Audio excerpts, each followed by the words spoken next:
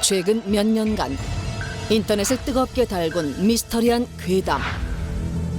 여수안 터널에서 귀신이 자주 출몰한다는 목격담과 괴 소문이 담긴 글들이었는데, 소문의 진원지를 찾아 나선 제작진. 아름다운 여수의 바다와 맞닿은 말의 이 터널. 이것은 건설된 지 90여 년이 지난 오랜 역사를 지니고 있다. 도대체 이 터널이 왜 괴담의 무대로 사람들의 입에 오르내리는지 내부로 들어가 보는데, 왠지 모를 을씨년스러운 분위기, 그 미스터리한 괴담을 따라가 본다. 대체 이곳에서 무슨 일이 벌어지는 걸까? 인근 주민들을 찾아 자세한 이야기를 들어봤는데, 여기 마레터널 아시죠? 네. 거기서 뭐 이상한 일들이 많이 일어난다고 얘기하는데. 도깨비들이 이제 막 돌을 던진대요, 돌을. 그러니까 거기를 가려면 여수를 나가나 5씩 서 있어.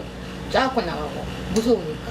혼자는 다니기가 다닐 때가 거지는 없었죠. 이제 모르겠어요. 다른 분들도 혼자 다니는데. 약간 음상해요. 지금 보면 돌 모양이 지나다 보면 어떤 순간적으로 막 귀신 같기도 하고 형상이. 귀신의 형상을 한 돌이 있다?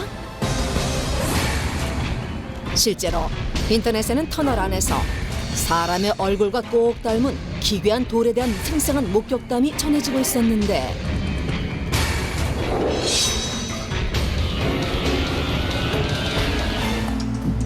벽면을 덮고 있는 안반석에선 사람의 모습과 흡사한 돌을 의외로 쉽게 찾아볼 수 있었다.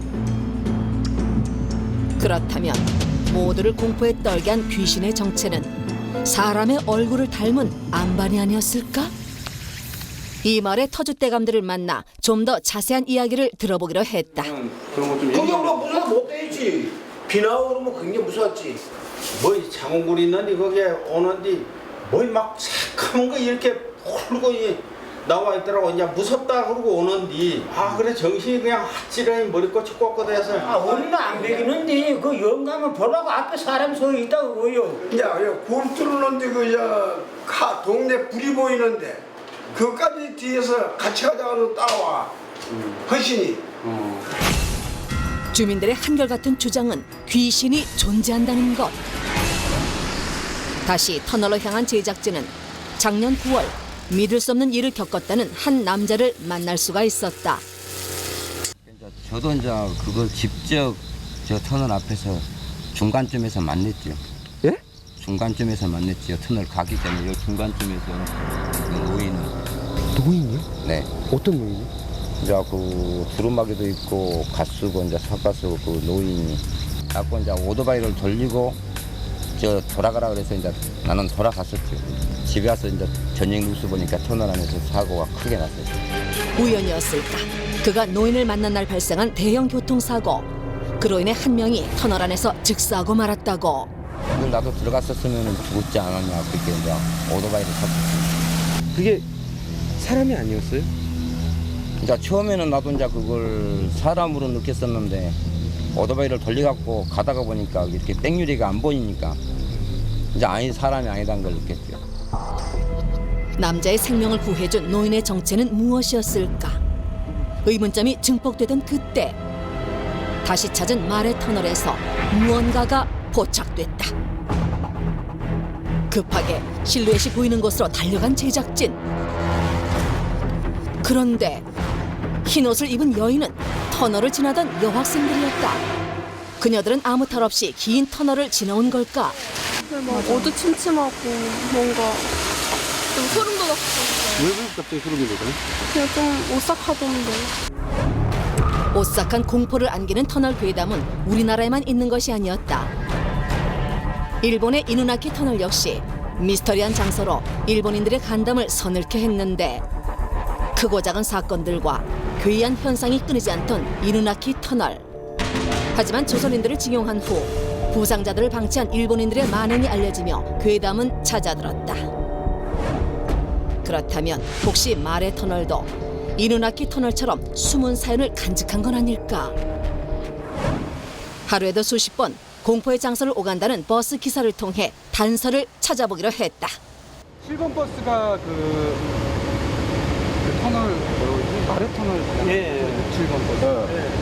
그거 막 뛰다 보면은 그 옆에 좌측편에 그 자갈 같은 거 쌓여있고 뭐 비스가 하나 써진 데서 거기가 옛날에 막 죽은 사람들 몽탕 거기다 집이 열어놓은 거라고. 아, 그래요? 옛날에. 과거의 죽음과 터널이 관련이 있다? 그 흔적을 찾아 나선 제작진의 눈에 들어온 것은 주인을 알 수 없는 위령비. 선생님, 그 마을 터널 옆에 비석이 하나 있던데 위령비라고 써있던데. 그러니까 그것이 여순 반란 사건이 아니라고 여수 순천 반란 사건이 있어. 그 여순 사건 때 희생된 사람들의 그 유령탑이에요. 1948년 10월 제주 4.3 항쟁을 잠재우기 위한 출동을 거부한 제14연대 2천여 명의 군인은 여수에 주둔하며 주민들과 마음을 함께하였고 정부는 병력을 여수에 급파 이들을 진압했다. 그렇게 순식간에 목숨을 잃게 된 123명의 영혼들.